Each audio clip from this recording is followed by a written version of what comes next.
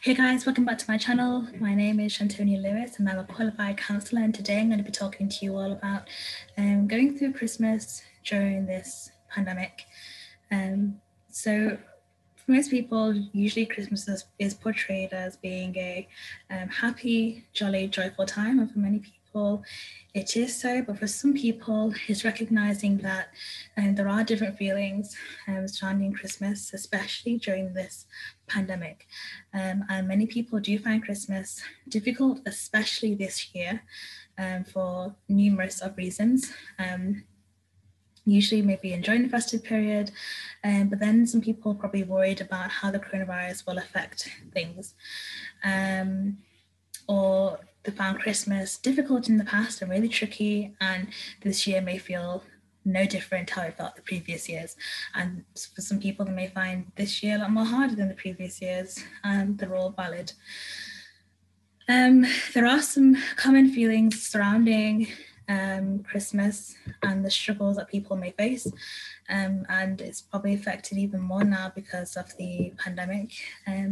One of them is bereavement, for those who've lost loved ones, and Christmas can be a bit overwhelming for people who are grieving, and it can be harder if you've lost someone recently or if you've lost someone a while ago. This year, because of the coronavirus, it may be a lot more difficult and a lot more hard to cope, especially if you haven't grieved properly or had the opportunity to grieve, or to receive the right support because of the coronavirus.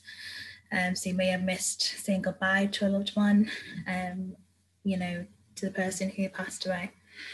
For some people, Christmas can have some happy memories, like remembering the person's favorite Christmas food, Christmas song, Christmas movie, and just remembering those things can bring a sense of happiness and joy.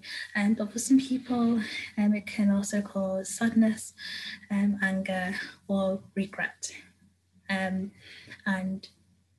your experience and how you cope is all individual to each person. So everybody copes in a different way. I'll be talking about bereavement in the new year with a friend of mine, so please look out for that. There's also a sense of grief or disappointment because of loss of experiences. Now, this year has been difficult for many because we've not been able to go ahead with certain plans. Now, for example, I was supposed to graduate in the summer, but because of the coronavirus raging, I wasn't able to, and it's disappointing to say the least.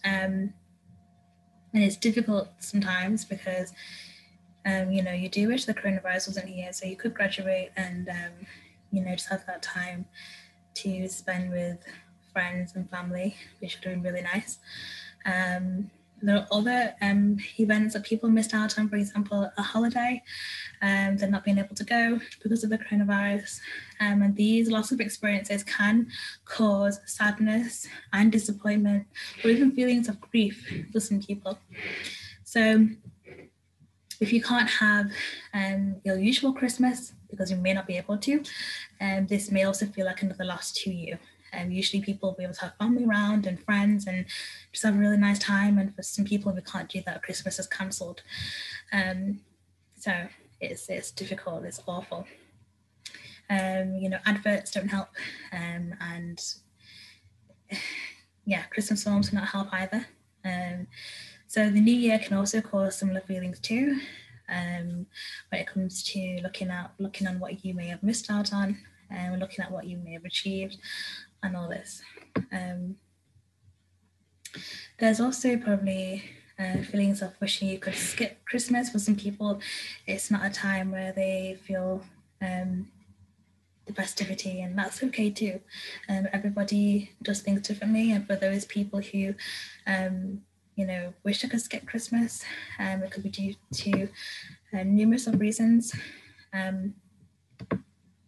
This may be because of the coronavirus or other events that may have happened in that person's life, and celebrating may just not be the thing for you, and that's okay too.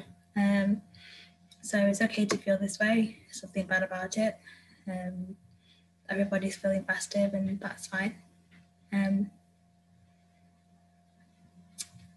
You know, some people may be spending Christmas alone during the coronavirus, and you know, it can be difficult, you know, because usually they'll maybe having people around, and that can be really hard this year because they may not be able to. So there are some tips where you can focus on what you enjoy doing, and that could be doing a puzzle, for example, or doing art, or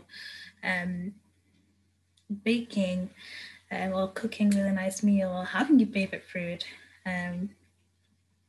My favorite food is lasagna, so we're not having it for Christmas. I'm having it for my birthday, which is nice. But yeah, have your favorite food or drink, or do something that you enjoy doing, to help you feel a little bit more happier. Get you into the little festive season, and maybe connect with others if you're alone. If you're living alone, phone somebody up if you don't have the opportunity to get onto Zoom, for example, or any other digital platform.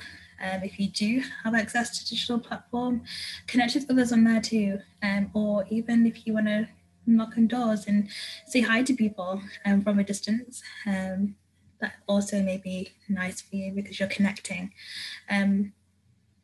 you know, and helps you feel as though, yeah, you're not alone, you are connected with other people. There's also the option of choosing whether you want to celebrate at all. And again, it's letting other people know what your plan is so that they can best support you during your decision. So you could go through the day where you may not mention Christmas at all, or you may need support in helping to treat Christmas like it's a normal day, and that's okay. And you may want to be staying off social media, or you may want to, you know, eat other foods that aren't traditional Christmas food, or watch a TV series or a film that isn't Christmas related. So all these things you can do if you do not want to celebrate Christmas for whatever reason. That's totally fine. Another tip is that you can make your own traditions, and don't feel obliged to do things that you don't like. So you could make your own tradition where you don't have to put up decorations. You can do something else entirely. For example, going around giving cards to your neighbours, or knocking on doors and making sure everyone's okay, or helping out with a charity during Christmas time. So you can do like other little things that, you know, make a tradition, and it you know, maybe better for you to do that. You can also preserve traditions that are already there. So whatever your family usually do, you can continue to do that, and that's perfectly fine. Obviously, you'll have to adapt because of the whole climate of the coronavirus and things in the pandemic. You may have to do things differently. For example, if you used to go carol singing, you probably like join a virtual choir online, for example, if that's what you used to do. So yeah, it's just looking at different things that you do and looking at things that you enjoy doing as well, so that you can also enjoy the festive season. So I hope that these tips do help, and I hope that you have a wonderful Christmas, whatever you do, wherever you are. And I'll see you guys next week when I talk to you all about setting New Year resolutions that are achievable and reasonable. And so, yeah, if you don't celebrate Christmas, I hope you have a wonderful day. Whatever you get up to, I hope it's a nice day for you, whatever you guys decide to do. So I'll see you all next week, and yeah, Merry Christmas. Bye, guys.